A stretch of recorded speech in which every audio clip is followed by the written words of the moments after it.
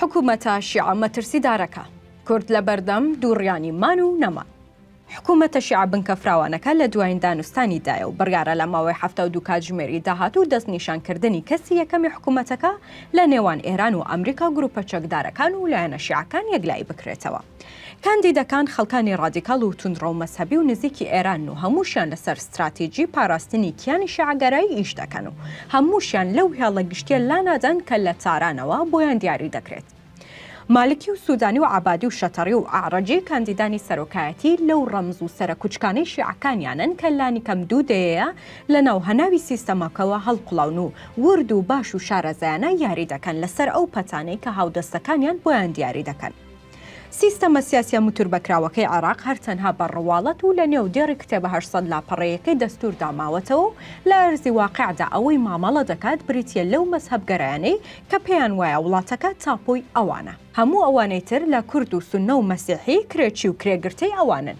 دوجار نازانرێت بازەکە لەسەر شانی کام لەم کاندیدانە دەنیشێتەوە، بەڵام ئەوەی ڕوون و ڕەوان و ئاشکرایە ئەوەیە کە وەکو هەمیشە حکوومەتە تازەکەش لەسەر هەمان ڕێچکەی پێشوو مامەڵە دەکات کە بریتیە لەوەی سەرەتا نەرمی نواندن و دواتر دۆزەخ داخستن بۆ نایارەکانیان.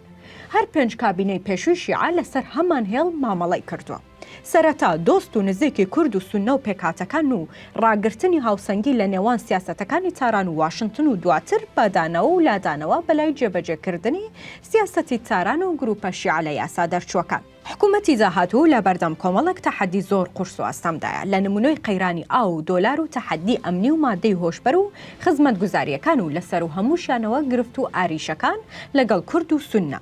پرسی هەرێمی بەسرا لە هەموو ئەمانەش ناخۆشتر بابەتی گروپە چەکدارەکان و میلیشیا ئەڵقەلەگوێکانی ئێران و لە هەموو ئەمانەش خراپتر بیانوە بەردەوامەکانی سەید سەدرە.